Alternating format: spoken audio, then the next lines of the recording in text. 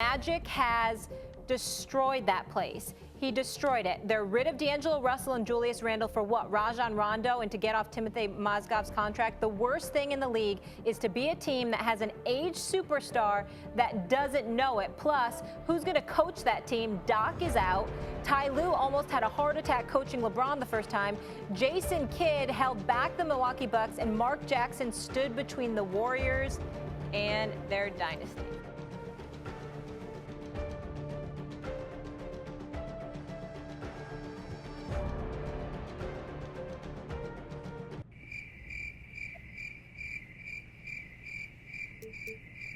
Wrong. Oh my goodness, how did things get this bad? I thought the 2013 season was this bad, but when you have the best player on the planet on your squad and you still can't make the playoffs, and you're at the point where you're interviewing LaVar Ball for the new general manager position, that's when something needs to be done. This clearly is not the answer. The Lakers are one of the most proud franchises in all of sports, and with good reason. They are also one of the most successful franchises in all of sports. Now, I personally don't think hiring LaVar Ball will solve anything. In fact, I think it would make things worse. All he would do is make the Lakers the version of Chino Hills that featured Lonzo, LiAngelo, and LaMelo, and probably make a pretty cool reality show out of it. We hire him as general manager, and we're going to probably have a pretty big issue getting free agents to take us seriously. Although, I must admit, it would be incredibly entertaining. So I was willing to entertain it at some point. But you could already see here, he's telling us that everything he does is hard to accomplish, and that he doesn't believe players have to be happy in order to win. This is already starting to tell me that this will create a very toxic culture for the Los Angeles Lakers.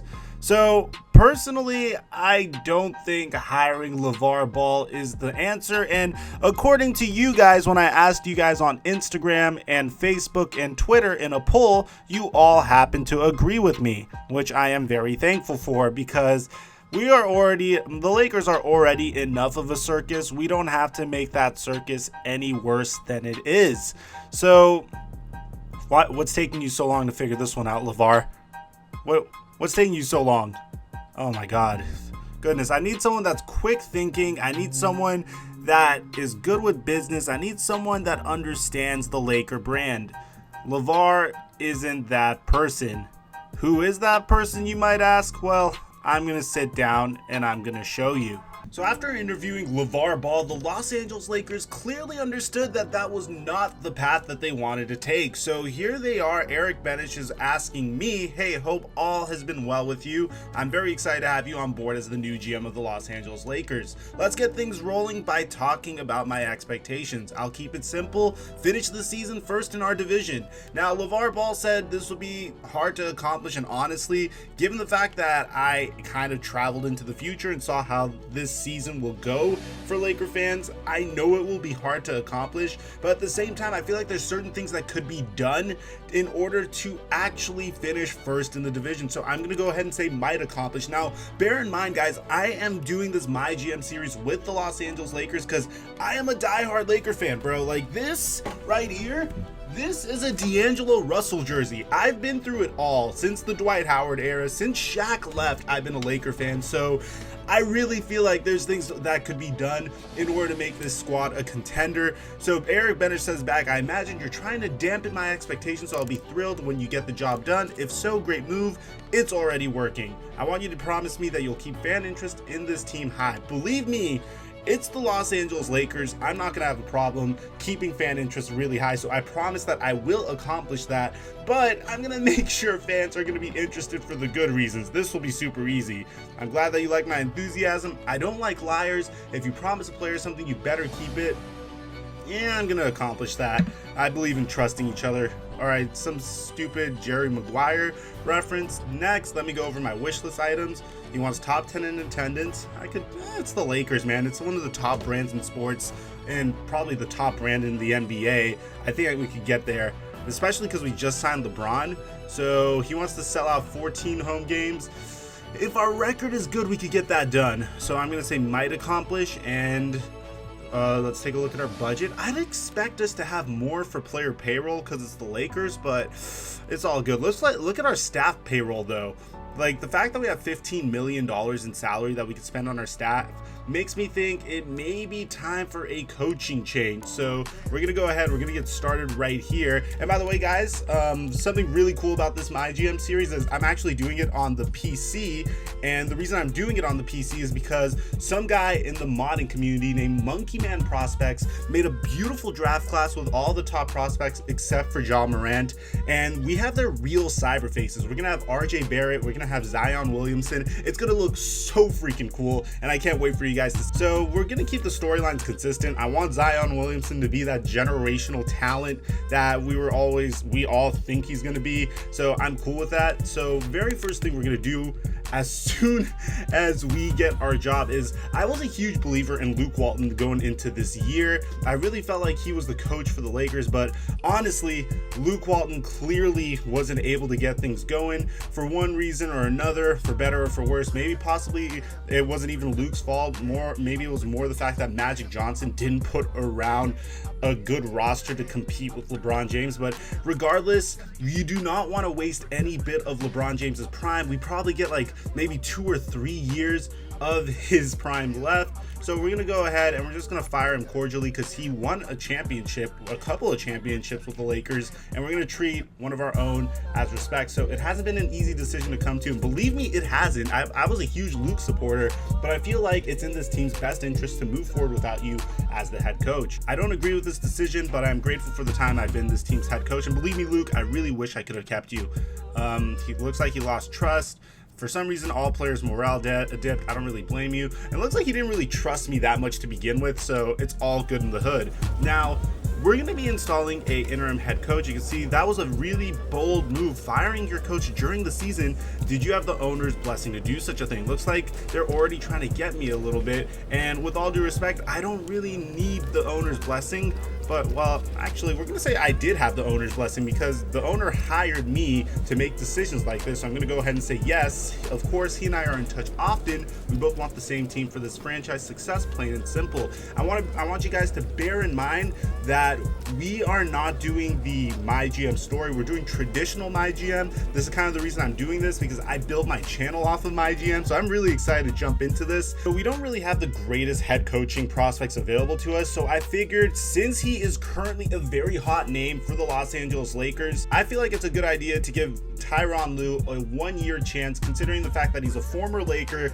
He has worked with LeBron James in the past and won a championship with him, but in my eyes, I personally don't think he's the greatest head coach. I'm not gonna lie to you guys. I do feel like his system's very simple, very basic. Literally just give LeBron the ball, drive and dish, surrounded with 3-point shooters. But I figured, why not give him a chance for this year? Because we already know what's going to happen if we had Luke Walton with this roster. Let's see what happens if we give Tyronn Lue this roster. Pretty much giving him a chance to be the head coach of the Lakers this year. First of all, Tyronn Lue, why aren't you looking me in the eye? Could you please look me in the eye? Bro, this is not a good look for you, man. Like, we're here, I'm interviewing you, and you're like staring off into the corner. It's all good. First, I just wanted to say thanks for having the thermostat set so low. I normally sweat more than a fat kid at a summer camp, so this is nice. So where do we start? That's a really strange opening. So let's see what he thinks about the state of the team. What's your opinion on working with a franchise that's buying? I'm not a fan, honestly. I wouldn't really be satisfied unless I worked for a team that's contending. That's a good answer.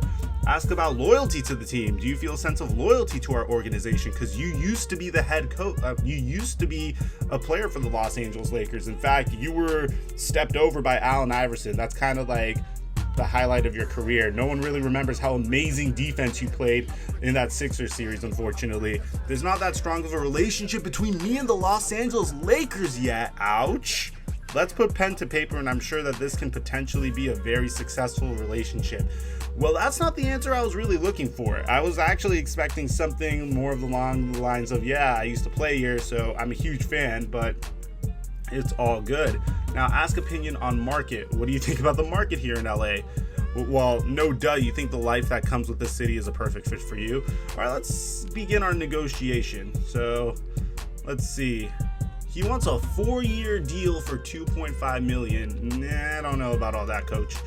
So we have a crazy budget available to us. So he wants $2.55 million. I don't think I'm going to give him the $2.55 million. I'm going to probably give him significantly more money, but I'm going to give it over 1 year. That's going to really make this man sweat, because if it doesn't work out, if we don't make the playoffs, I really don't see Tyronn Lue coming back. Well, we can leave that up to you guys. You have to bear in mind that this is a hiring that's going on in the beginning of the season, and we're going to have way better coaching prospects at the end of the season. So like Monty Williams wasn't even available for me to come in and interview and whatnot. So we're going to go ahead and offer him a $4.49 million deal over 1 year, which I think is a great deal. And he's going to accept that offer. And looks like, bro, if you could look me in the eye, that would be great, Tyronn Lue. But all right, looks like Ty Lue is going to be our head coach. I know there's a chance that we may end up drafting in the lottery, given based off of like how our actual season went. So I'm going to go ahead and upgrade our scout a little bit. I don't like the fact that he's just a B-. So I'm just going to fire him cordially. I'm going to say thank you for the blood, sweat, and tears you put in our organization, and you're out. Okay. Looks like players are really not happy with all the firings going on, but believe me, trust me, I know what I'm doing. You got to trust me. I'm going to bring in this guy, Cuba Gooding. Looks like the real deal, actually. So going to go ahead. We could skip all of we don't really need to ask him about how he feels about our team. And he only wants a $180,000 salary over 4 years. I could easily do that, man. Easily. So we have a decent amount of salary to offer. 180 over 4 years, and I don't see why not. Okay, let's go. Let's match what we want. Congratulations, Cuba Gooding, on being the new head scout for the Lakers. So we get +7 trust for hiring him. That's great. All right, finally, I'm going to go ahead and fire our assistant coach. I'm going to thank him, yada, yada, yada. You've been great, blah, blah, blah, but you're pretty much a C- across the board, and that's not going to do much for my players. And we have LeBron James, so I demand perfection, pretty much is what I'm trying to say. So we're going to go ahead and hire this guy right here, Michael Stoffer, and I want to see what those purple gloves are. What do they mean? Purple gloves. Competitor, easily frustrated by losing. Teams suffer an additional team chemistry hit after losses. Okay, but what are the other badges he has? He has that knight, that little horse knight chess piece, and he has the graduation. So let's see. He's a teacher. His players have a greatly increased chance of developing signature skills. That's great, considering the fact that we have some young talent like Lonzo Ball, Brandon Ingram, and we also have the tactician. Players absorb knowledge, and basketball IQ is increased in the fourth quarter for all players. Okay, I actually like this a lot, but he's not interested in negotiating with us for that assistant coaching gig. Okay, well, it would be really funny if we brought Luke Walton back in as our assistant coach, but I don't think that's going to end up happening. We're going to go ahead and try to hire this guy, Dana Falk. Looks like he's a former player, and he doesn't really have any negatives. He only has positives. He does have a decent amount of potential, so let's go ahead and begin the negotiation with him. He wants a decent amount of guap, but luckily for us, fortunately for us, we could afford it. So let's see if we could kind of nickel and dime him over here. Well, we have budget to offer. Let's see if we could offer him this one. Okay, it's not enough. He won't accept anything less than $781K.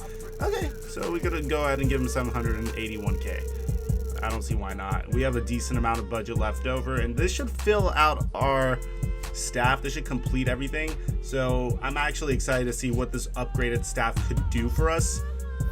Now, looking at the roster, the one issue I had with this roster is Kentavious Caldwell-Pope didn't fulfill expectations. Rajon Rondo is cool, but and we just simply need more shooters around LeBron James for this to work. So I did turn on 2K Trade Finder to see what we have available for Kentavious Caldwell-Pope. Ironically, we could trade him for Thomas Bryant, which would kind of be a huge, slap in the face, but that contract from Jan Mahimi doesn't look so good. So here's what I'm going to do. I'm actually going to let you guys vote on the Kentavious Caldwell-Pope trade that we make, unless if you don't find anything good over here, if you don't think any trade here is worth making, because I want this series to have an element of being ours. I want you guys to be able to vote on the players that you would like to see on this team and you would think would fit in very well with this team.